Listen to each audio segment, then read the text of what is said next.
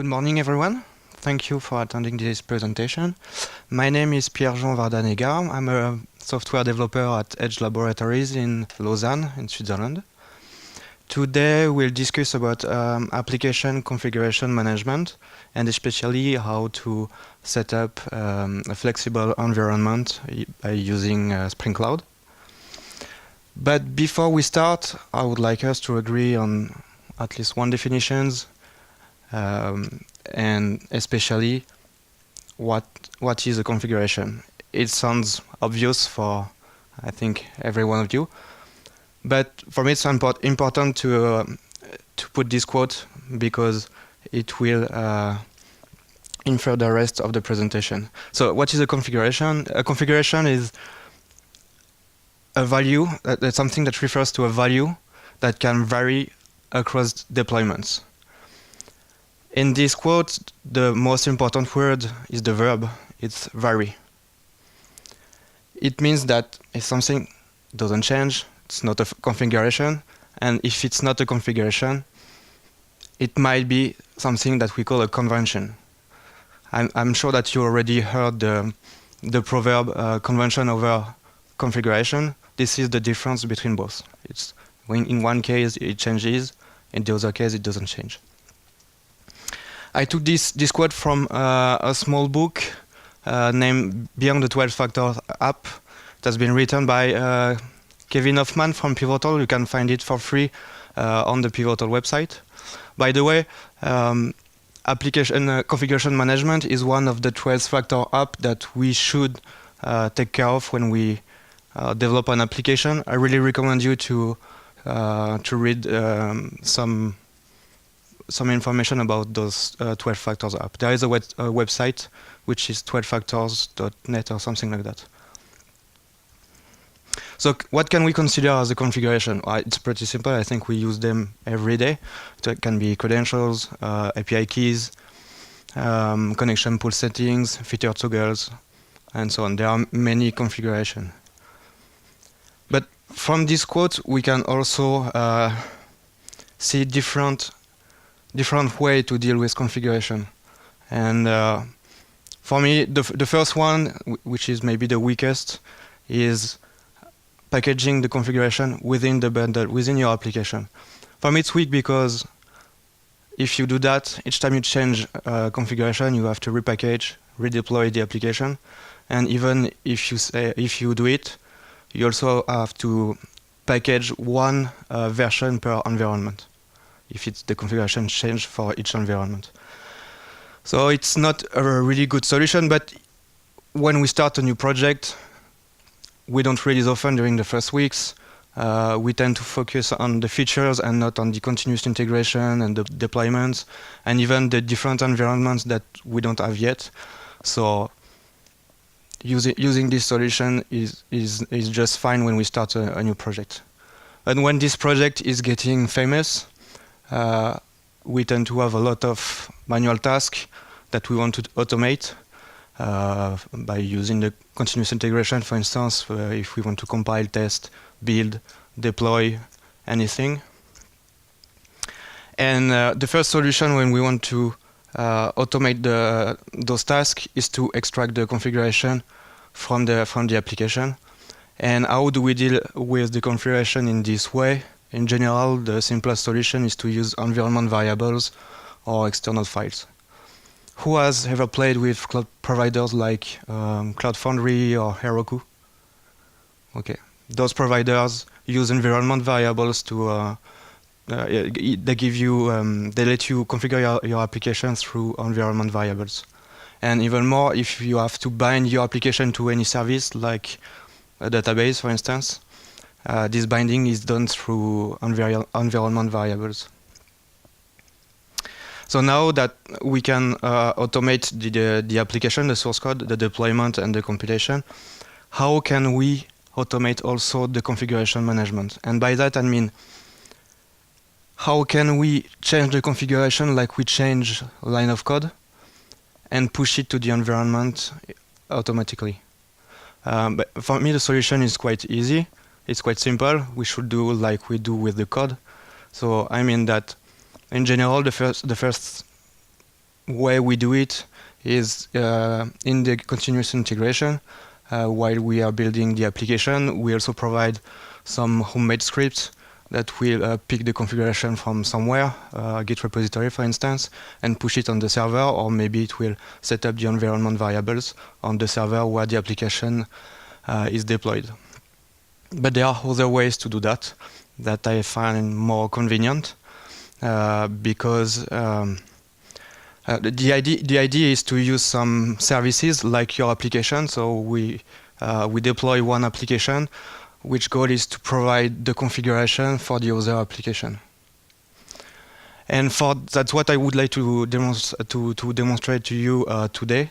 I would like to show you 3 different tools. The first one is one small Spring Boot module, which is called config server, and it is part of the Spring Cloud ecosystem. The second one is Consul. Who knows Consul from Hashicorp? It might be where to put it there, but the main goal to Consul is to do service discovery, but it also provides a key value store. And for me, it's a good idea to use this key value store, because when we are using Consul, it means that we are in a multi-services system, and each of the services in this system should be registered to Consul first to be discovered by the other service. And we could use this registration phase when the service is starting, so it registers to Consul. We could use this registration phase, or just after, to pull the configuration from Consul.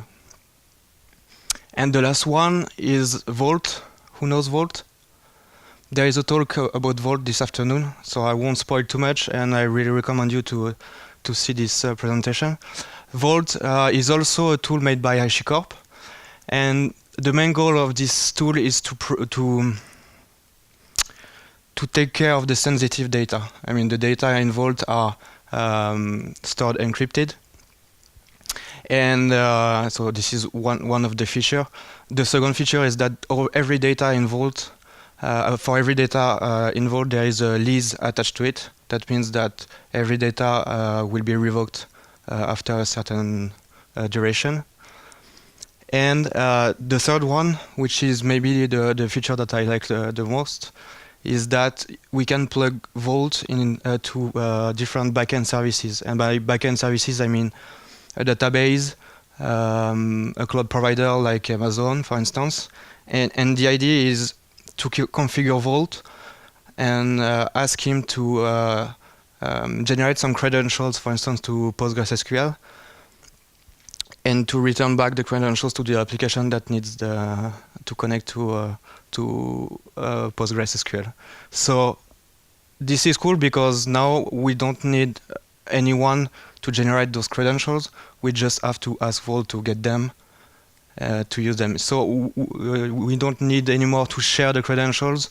And one of the security issue that, for instance, OVH, one of the biggest server data center in the world, had a few weeks ago, is that they found two old servers with some credentials on a file or something like that, on an old forum. And they found that a hacker was trying to hack the database because of that, because the credentials were set somewhere where they should not be. So the idea of the backend services in Vault is to avoid to deal with credentials. We just let the tools deal with the credentials, and there is no human action except the configuration of Vault. So I will show you every of those three tools. But just before we start, it's really important to be pragmatic, because what I will show you is not, I won't say easy, but it can be overkill to use in some situations, especially if you in your environment you have just one service, your application is made of one service. You won't probably use Consul to find any service that you don't need, or Vault, or even more to deploy a configuration server. Sometimes using environment variable or external files is just enough. Okay, so let's start.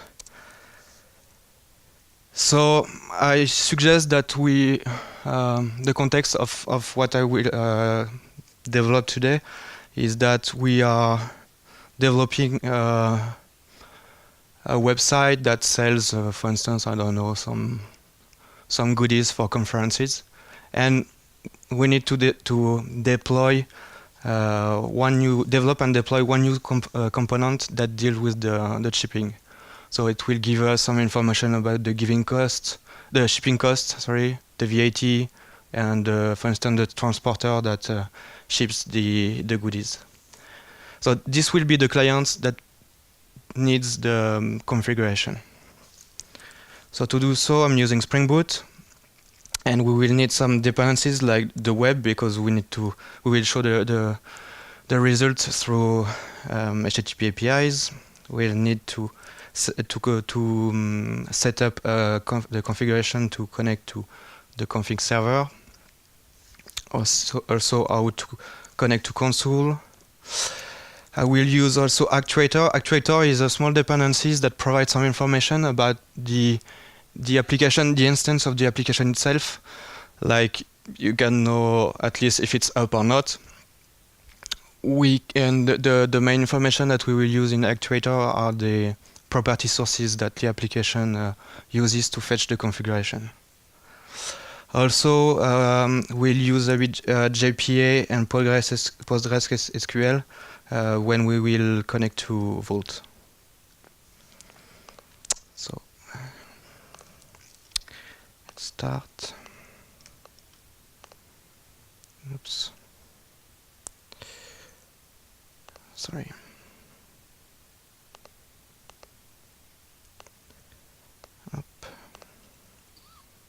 So our shipping service, it's a simple Spring Boot application. So for now, there are a lot of dependencies inside that we won't use, so I will command them. And Spring Data, we don't need that. Okay,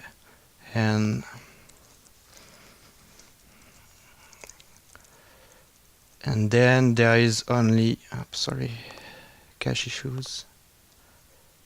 Okay, there is only one application, one class, which is the one that start the application. Okay. So as I said earlier, when we start one application, we used to put the configuration inside the bundle. So we'll do that just at the beginning, and then we will use the config server.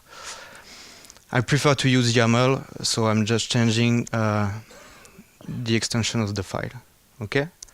So my goal is to provide the shipping costs. So I'm create a controller, a REST controller.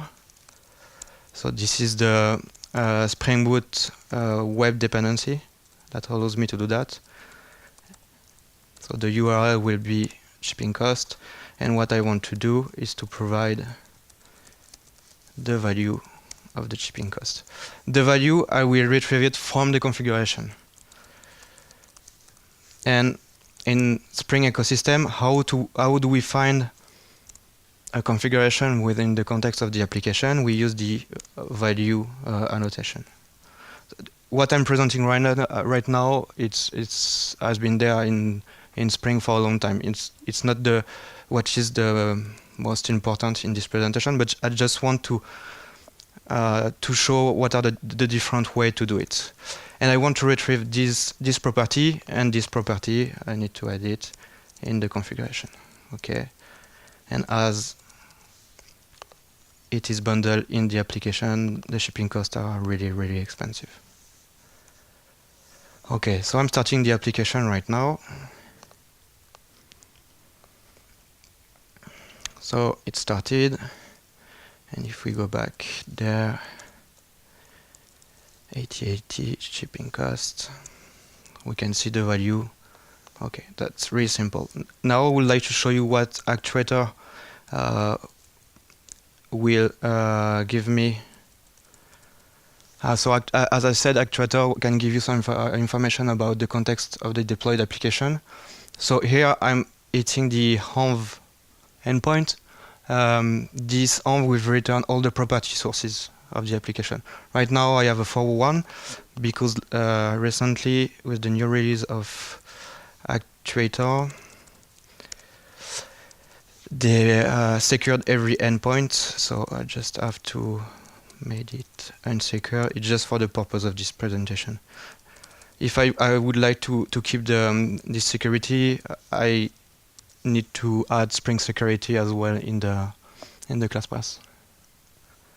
Okay, so let's try again. Okay, it started. It's better. Okay, so what does it tell me? It tells me that there are 6 property sources. They are ordered. That means that the one on the top has the highest priority, the one on the bottom has the lowest priority. And we can see that the last one is our property file. Okay. The previous one is the system environment, is the information of the host of the Java application. So we have different environment variable of my computer. And also the next level is the system property. It's more related to the Java application itself. We can find the Java version, PID of the application, and so on. So, as I said, the first solution is to extract the configuration from the application. And what I suggest is to use, for instance, environment variables. So I already set one environment variable with the shipping cost. It's the same name, but the underscore is replaced by a dot in Spring. And the shipping cost should be 100. So if I start the application only with no parameters, so I'm using Maven in here to be sure that the environment variable is used, because before I was using IntelliJ and it was not. Okay, and if I restart, so the application is restarted. I refresh the environment endpoint, and in the environment variable we can see that it's on the top. The environment variable is taken into account, and if I refresh the shipping costs, now they are at 100. We can do the same with command line parameters. So if I put a value, for instance, 90.5, we can see that this property is now added in the system property in here, and also we can see that it's well added because it comes from here, and the value of the shipping cost have changed. So if I sum up, just to show you, I have 3 ways to retrieve this shipping cost value. First one from the application.yaml, then the environment property, and then the command line configuration. And as the command line configuration has a higher priority, it's the one which is used. And actually, we'll see after, but when we will add those 3 tools that I talked earlier, the deal to connect with them is just to add new property sources. And in the Spring environment, what is a property sources? Property source, sorry. It's just a class that say, hey, I know how to retrieve some configuration. Just and you have to create one. If you want to provide any property source, like if you want to read configuration from an XML file, you should provide to the application context one property source. And those property sources are stored in one class, which is the environment class. Actually, it's not a class, it's an interface. But every property sources are stored in this environment class. So this is where all the properties are stored. This is where, if you need to find a property, you should go. Actually, it's not the best way to do it. The add value annotation can make it, but this is where they are stored, and we will see after with the three tools that their goal is just to create one property source and to push it in that value, in that property sources list. So let's go, let's try it. So we'll use first config server. So we need to add the Spring Cloud starter configuration first. When it's added,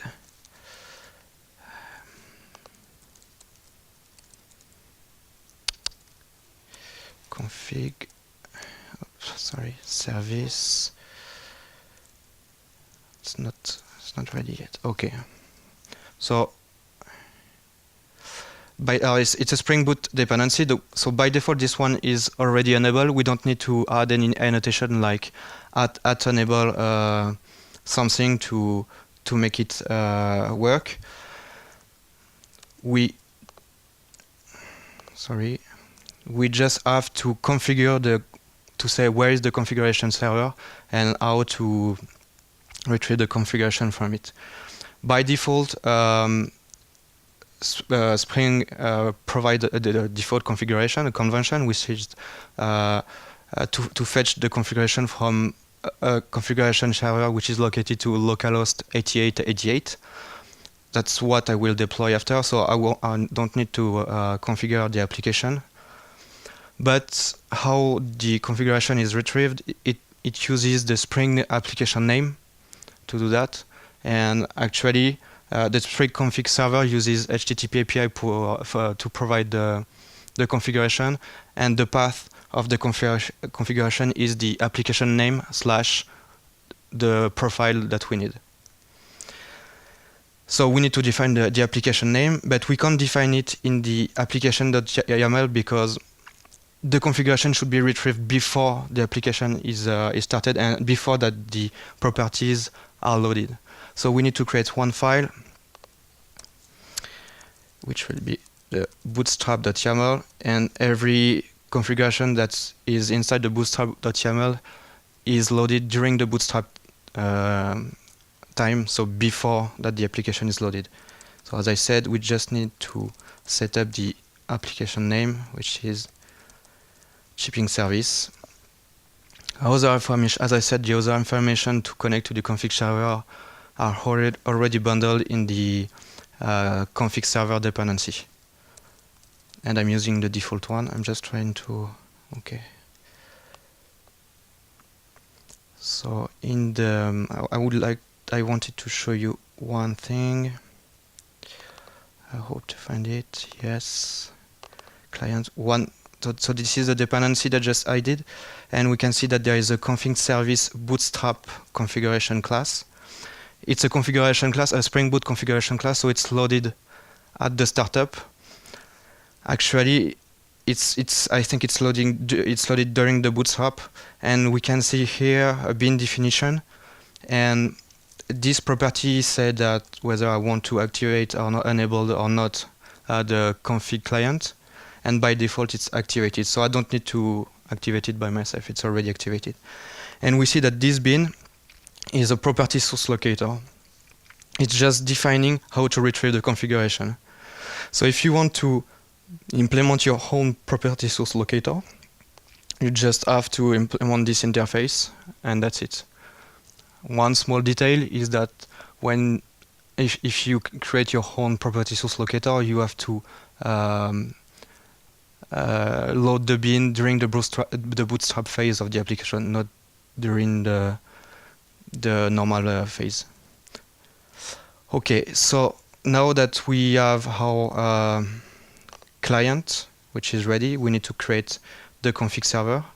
I will use another Spring Boot application. I don't need all those dependencies. I need only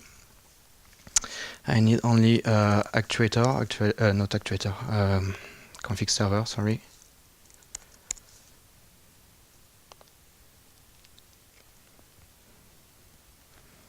Okay.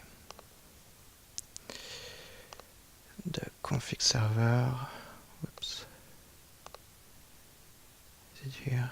No. Download. Oh. Sorry.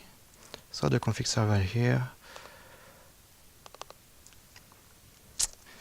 Okay, so it's another Spring Boot application. And like the previous one, there is nothing inside. In here, so in the pom.xml, we can see that the config server dependency is added, but we need to enable the config server. It's not automatically enabled. So we just need to add the annotation at enable config server. And so the config server, we need to configure it to write the setup. So it can pull the configuration from Git repositories, either locally or remotely.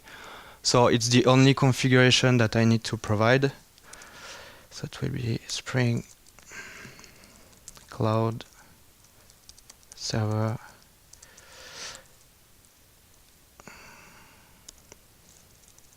I forgot config.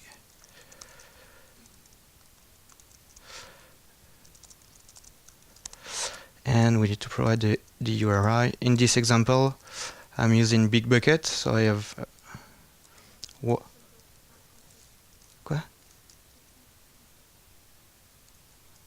Thank you.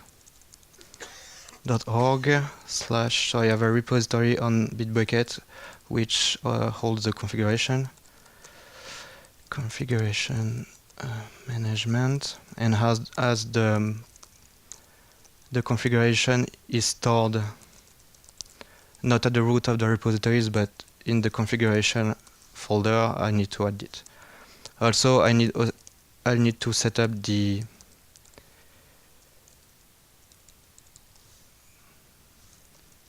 port of the application, because the previous one, the client is running on port 8080. This one needs to run on another port, and as I said, the convention is to run it on the port 8888. So, sorry? Yes, thank you. That's why there was some red underlying YAML. Thank you. So I started the application, and as I said, when the configuration is loaded, it provides an HTTP API and give us the information to retrieve the configuration. So how to build the path? The path of the configuration should be the application name / the profile. So for instance, I want to retrieve the configuration for the shipping service and the profile default. And if I read that, so it's a bit slow. Okay, so here is the property source that is written by the Spring configuration server. As we can see, it finds the configuration at the right URL, and we can find how configuration in the file. Okay. So if we want to have to get the configuration for instance for the production, we just have to change the URL, and as we can see now we have two property sources, because in Spring the default profile is already activated. But as I said earlier, the property sources are ordered, so the one at the top has a higher priority. So this for the production profile, this value will override this one. So let's see if it works. I need to restart the application. Yes, it stopped, so it's okay.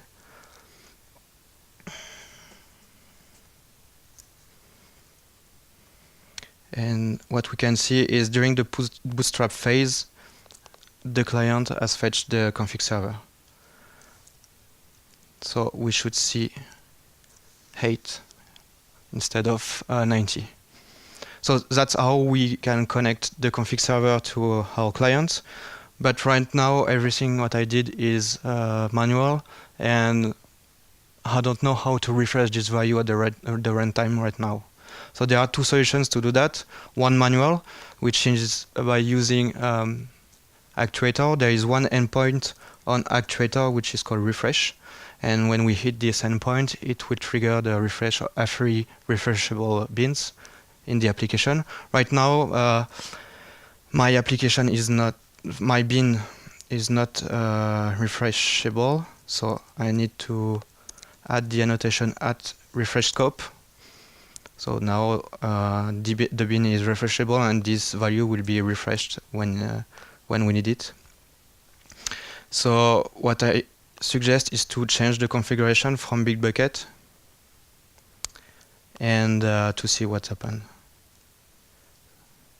So the value 8 that we had before, I suggest to decrease the shipping cost. Okay, commit. That's done. So if we go back to the default profile, we can see that the new value is already taken into account. Actually, when we hit this endpoint, it triggers a pull on the Git repository. We'll see after how to deal with that.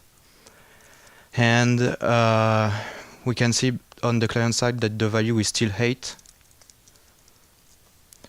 So by hitting the refresh endpoint on the shipping service, we see that this value has been updated.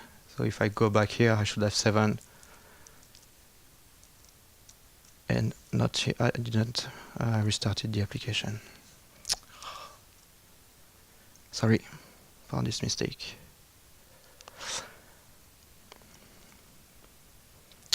Okay, so let's do it once again. So I'm changing the value in here.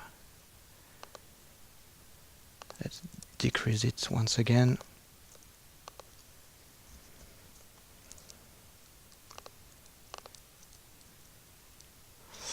The new value is 6.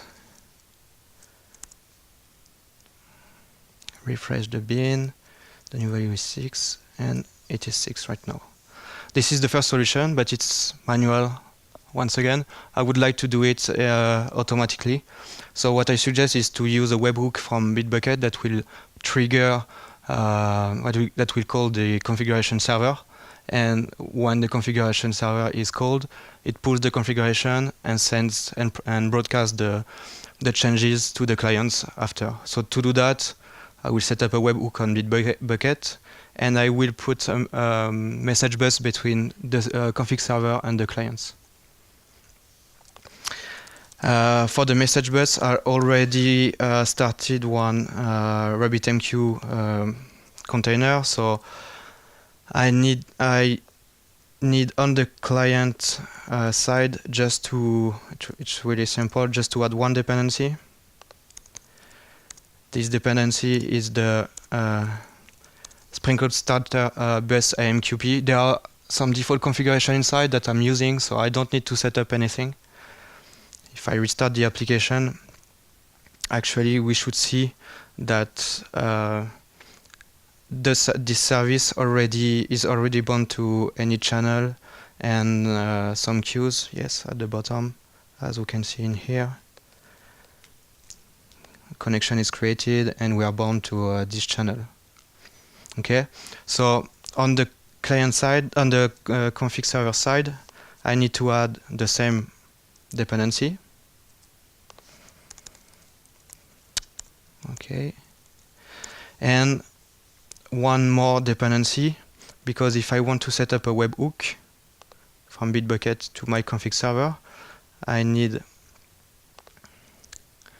I need to update this URL, and we can see that there is a monitor endpoint that should be provided by the config server. It's not yet, but we'll do it right now. It's really simple. Like in every Spring Boot application, it's just one other dependency to add. Monitor. Okay. And that's it. Up. Okay. So it's restarting the application. For this webhook, as my computer is inside a local network, it can be hit by Bitbucket. So I will use a small tool which is called ngrok on the port HD88, sorry. And this small tool creates a bridge from my computer to internet for me. So I just have to change the configuration in here, and the webhook is set up. So let's see.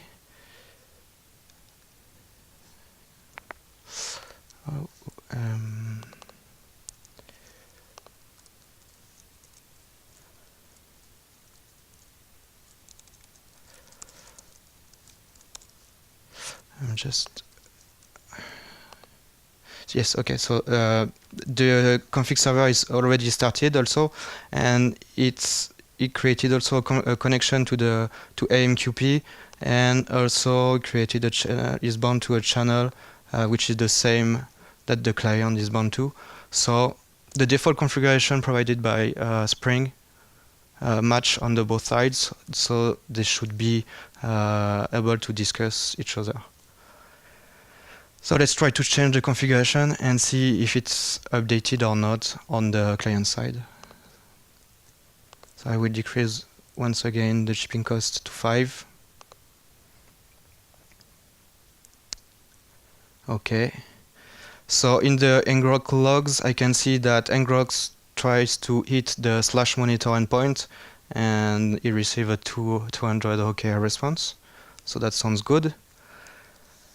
On the config server, we see in the log that so the monitor endpoint has been reached, and we see that a request to refresh the configuration has been pushed by Bitbucket, and we can see also that this property sources has been updated.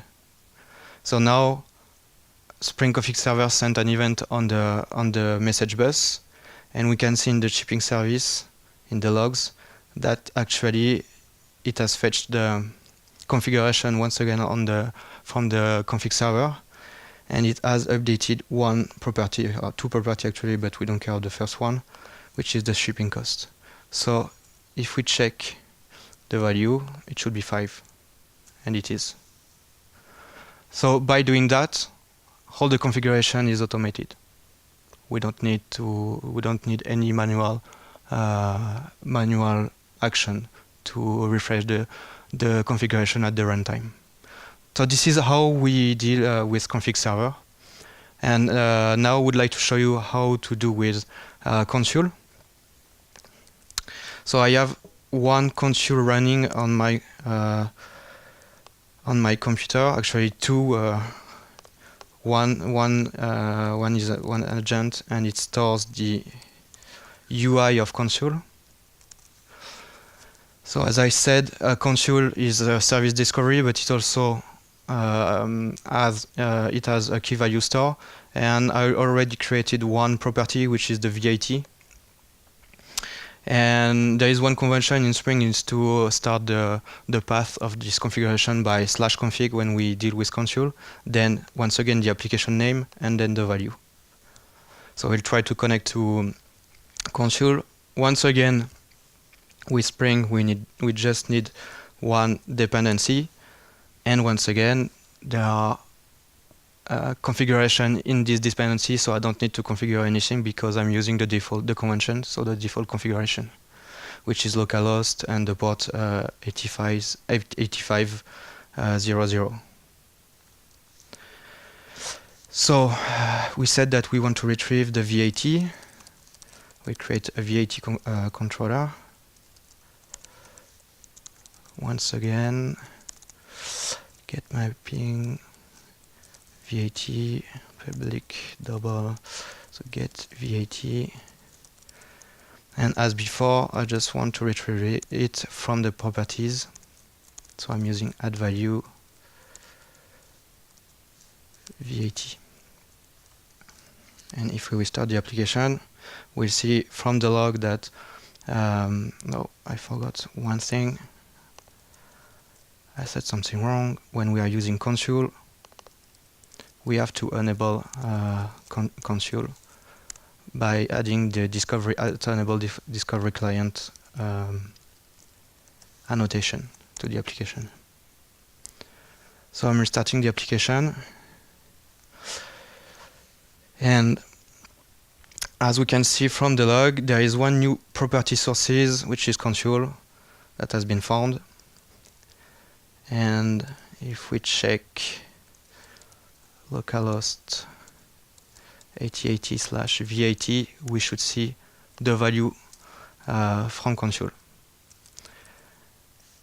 And more, if I refresh the property sources, we can see that new property sources have been added in this endpoint, Consul and the configuration server. And they have a higher priority than the system properties, the environment properties, and so on. So that's really simple to connect to Consul. Now I would like to use Vault. So I already set up my Vault environment. If we have time, I will show you how after. But I think that this afternoon, if you go to the talk about Vault, you will see everything, how to set up the environment, how to connect to a backend. What we need to know is that I already put some configuration inside Vault. And the path to store and retrieve configuration inside Vault is to start by secret, then once again the name of the application. And that's it. So here I have 4 properties. The one that we need for now is the transporter. So I will try to retrieve it from Vault. Okay, so as we said, so we need a transporter controller, which is a REST controller. Get mapping transporter, public string get transporter, and once again we retrieve that from the property sources.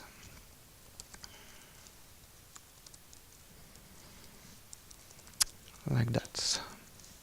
Okay, and we also need to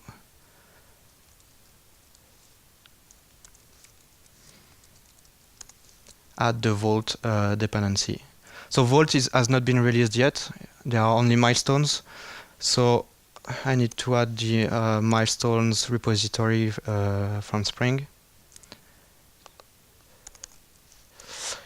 So, and the dependency is Spring Cloud Vault starter config, I think. And the version is 1.1.0.0 milestone 2.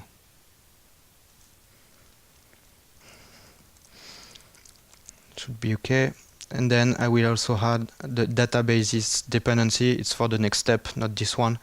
And this is how to deal with the MySQL, PostgreSQL backend services from Vault. So it's not that. Yes, it's this one. Okay. So if I will start, no, I can't restart now. I need to set up Vault. So as I said, Vault is a bit security centric. So that means that even if my Vault is not secured, I need a little bit of information to connect to it, like at least one token. So I need to configure it.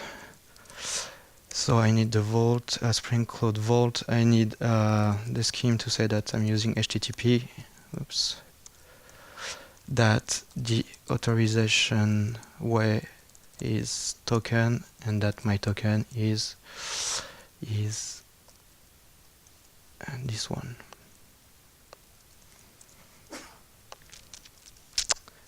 Okay. This is the simplest way to connect to Vault in a development environment, not in production. Okay, so from the log we can see that the service has fetched the configuration from Vault. So it seems okay. So if I try to retrieve the transporter, we have the value. So it's as simple as the other applications. And now what I really would like to show you with Vault is how to set up one PostgreSQL backend. So I will connect first my application to Postgres, for instance, to retrieve some users. And then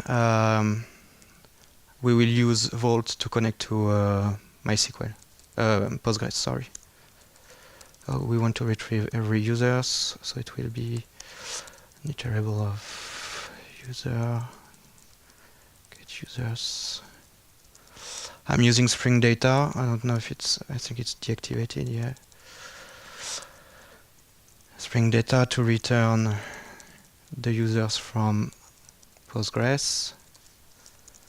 Okay, so I need this to be injected. I need to create our user repository. So I'm using Spring Data features. So it's a repository of user, and the ID of user is of type long. And I need one entity, which is bound to the table users, class user, and those users are described by one ID of type long, as we said, one first name, and one last name. I need, as I'm using JPA, I need a default constructor and all the getters and setters. Okay. Now I need to connect to MySQL, Postgres, sorry. I used to use MySQL every day, so I'm mixing both. One thing that I would like to show you is that for now the JPA configuration is not set, but I already put some information in Vault, so they are already retrieved. So what I miss right now is only the username and the password to connect to Postgres. And to do so, I just need Spring data source, username, Vienna, password, it's Vienna also. So let's try to connect. We have one issue at the bootstrap. As I said, Vault is not released yet, so there are some consequences by mixing Consul and Vault at the same time. So I will just deactivate Consul for now. Up.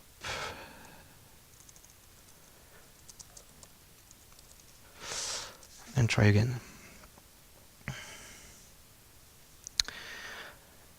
So the application is restarting, it's fetching the configuration. Try to connect to Postgres, and that's done. And if we check for the users, so we have the users from the database. That's a simple connection to a JPA data source. Now what I really would like to do is, if I go back to this, I would like to remove this configuration and to use Vault instead to give me the credentials. So for that, I added before the Spring Cloud Vault config databases dependency, and I need to configure Vault to say, hey, I want you to use the Postgres backend. It's enabled true. The backend is PostgreSQL. I need one role. This role is defined on Vault, and the goal of the role is to create the user on Postgres and to grant him with some SQL commands. So mine is called read only. and there is a username. I think it's property, and oops, sorry, and there is the same with the password. Yes, and those two configurations are useful because they are here to say, okay, when Vault give me the username property, I want to map it to the Spring data source username. So I just have to say Spring data source username. That way, Spring Cloud will automatically bind the two properties, the one from Vault and the one for JPA. And same thing for the password. Okay? So let's see if it works. So as I said earlier, my Vault is ready.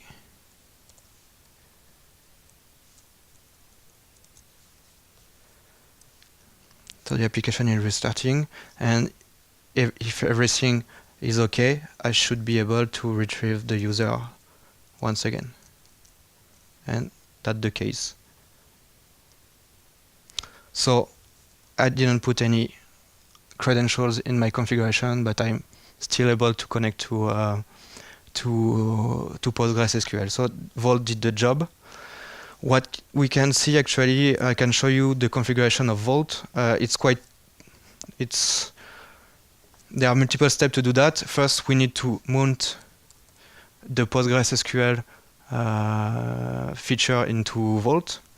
Then we need to say to Vault, hey, my connection to Postgres is this one. I need to provide a username and a password. Those values, this user should be able to create roles on Postgres and to grant some privileges to the users that Vault will create for us. Then I need to create the role. Oops. This is how we create the role. So there is a SQL command which says that we create the role with one name, which is generated by Vault, with the password, which is also generated by Vault, which is valid until an expiration. This expiration is picked from the lease that is attached to the created credentials. And then we grant with the select privilege only the user. And that's it. We see here that we see here that I have an error. As I said, every data in Vault has a lease attached to it. So right now, when I set up the lease, I set it to 30 seconds, and the lease max is 2 minutes. What does it mean? Is that every data that I create are revoked after 30 seconds, except if the owner of the data has to renew it. So he can renew it anytime he wants until this lease max duration, which is 2 minutes actually. And after those 2 minutes, the credentials are just revoked, and we cannot reuse them anymore. That's why I have this error in here saying that the lease is not renewable. So it happens after the 2 minutes. If you want new credentials, right now the solution is to restart the application. In Spring Cloud, I didn't find any way to get new credentials. So this is it about Vault. I think I show you three ways to have automated configuration. Some are more complex than others to set up, but it's quite convenient to do it with Spring Cloud, and I think that in microservices environment, it's a good way to deal with configuration. I'm not sure that ops guys want to put some environment variable by hand or external files by hand for every component in every environment. So that's it for this presentation. If you have any questions, do not hesitate. Yes?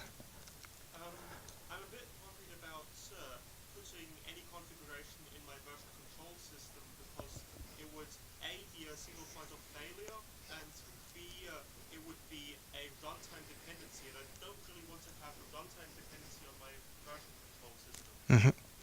That's why I think that tools like Vault can be a solution, or Consul, because you can create clusters of that, which reduce the single point of failure issue.